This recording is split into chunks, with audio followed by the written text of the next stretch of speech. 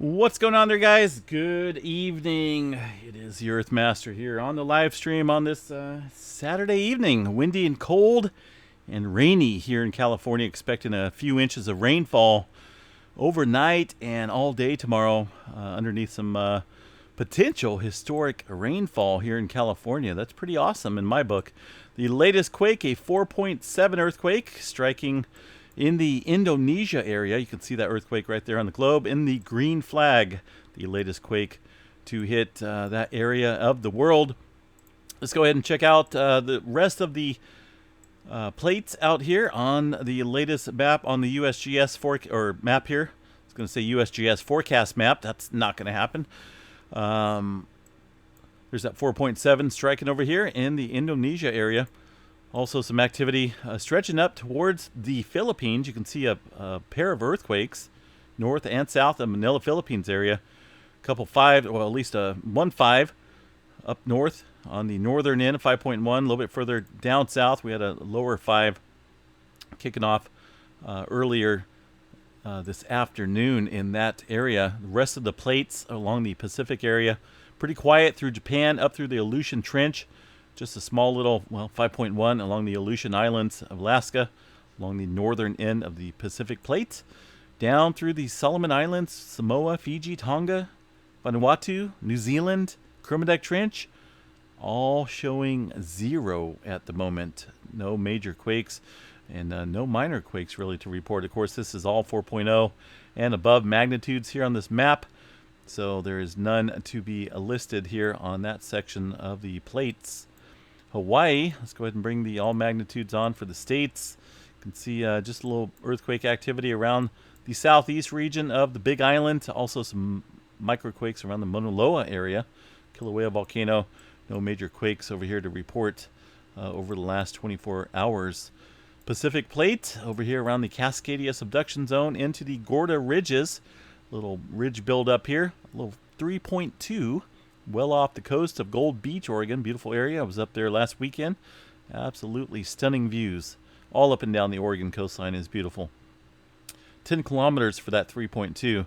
The rest of the Cascadia, as far as surface rupture goes, or surface quaking, absolutely 0 to report. Down here on the southern end, though, on the Cascadia megathrust, very southern end. This was late last night, early this morning at 2.0. 23 kilometers below surface for that earthquake, but since then it's been relatively quiet. That was right on the Cascadia megathrust area.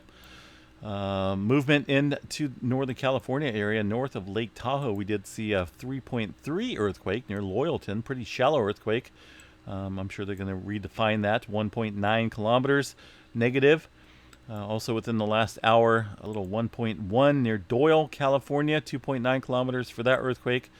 Movement around the Bay Area, somewhat minor, around Concord, the Hayward fault system, and the Calaveras fault system, all showing some microquake activity.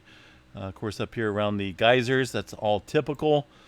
Antelope Valley fault zone showing some activity over the last 24. You can see that, but not as significant as we have seen on daily magnitudes here in the past few weeks. So, looking a little on the below average. Long Valley supervolcano, still seeing some movement just to the south of Lake Crawley area. Nothing significant. A 2.2, the largest in that little cluster of swarming. Still kind of watching that area. And of course, up here near the Tonopah area through the Candelaria Hills, some further movement in that region of the world, or that region of the country, I should say, and the world. The Ridgecrest area, kind of clustered down here. It has been for the past couple days, mainly in the southern end of the rupture from the July 4th, July 5th earthquakes of 2019. Just a few microquakes, and south of the Garlock fault zone, that's going to be the shear fault system here. Pretty significant fault system here. I'm going to have to do a complete full video on this potential in the future. I think it's got a lot more potential for creating a large earthquake than most people think. 1.9 or 1.2 earthquake at 17 kilometers, somewhat deep south of the Garlock fault structure, just within the last hour. Also near Los Angeles, another microquake near Malibu, 9.9 kilometers for that little earthquake. Seen some deeper earthquake activity south of San Diego as well. 2.9. Let's go back here and that is the all magnitudes here. Let me check something here real quick. Could have swore there was a secondary. There we go. Little secondary deep earthquake out here south of the San Diego Trough here.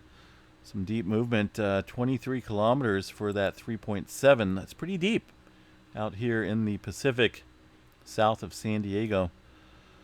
Let's see what else we got here. San Jacinto Fault area still showing some movement, which is very typical. But the Intermountain West, look at this, folks. This is the all magnitudes, right? Look at the Intermountain West here. Very quiet and absolute, really nothing to report in this region. Let's go ahead and check out the Yellowstone thumbnails here and see what do we got going on here. Not a whole lot to report in the Yellowstone area either. I don't see any swarms, any type of microquakes, nothing at all to report. So things very quiet on the northern end of the states here, the Pacific Northwest. Pretty quiet, including earthquake country Texas. Look at that, only a small little 2.6 in the Pecos, Texas area. Oklahoma, Kansas, all areas east, very quiet. Not for sure if that's a good sign or a bad sign, folks, but it is what it is. It's pretty quiet. Puerto Rico area showing some deeper movement up around the Puerto Rico Trench, and one right smack dab on the trench, 3.7 at 13 kilometers. Some scattered deep earthquake activity around the region, 92 kilometers near St. John's for that 4.6 in the Barbuda area. Barbuda, there we go. Let's see here. South America, a little bit of movement into the Peru Chile Trench. 163 kilometers for that 4.8. But overall, folks, looking at the bigger picture here, just pretty quiet along the North American plate. Yes, we are seeing some movement in California, but inland areas, all pretty eerily quiet. It just seems a little strange. Normally we see some earthquake activity into the Intermountain West, Pacific Northwest areas, and it's just, there's nothing at all. South Sandwich Islands here, 5.0, 55 kilometers inland into the Trench region of the South Sandwich Trench. The only earthquake to report in that area. Also down here south of Africa, the Southwest Indian Ridge shown at 4.9 at 10 kilometers for that earthquake. The tremor map along the Cascadia subduction zone here shows a confined center of movement northwest of Seattle. 397 epicenters of tremor along the Cascadia. It was like this yesterday as well. Let's see here. Let me show you guys. Only 215 yesterday, but basically confined to that area of the Cascadia subduction zone. All right, folks. Have a good night out there. I'm going to call it a night and get ready for the storm coming in. Got the generator all set up. I fired that up earlier. Made sure that thing can power the house if I need to when the power goes down, if it goes down. And like I said, we're expecting some 40, 50 mile per hour winds with some heavy rainfall rates.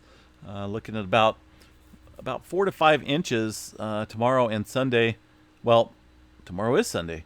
Tonight, overnight, and into the day on Sunday is when that rainfall is supposed to come through in that amount and that quantity. It's a lot of rainfall all at once, folks. No doubt some potential historic rainfall here for a daily accumulation rate. So we'll see how it goes. I'm ready for some rain and some wind. The stream may go down, folks. If it does, I will fire it back up soon as the power comes up, but hopefully it holds up. Have a good night, everyone. Peace out, and have a good night. See you guys later.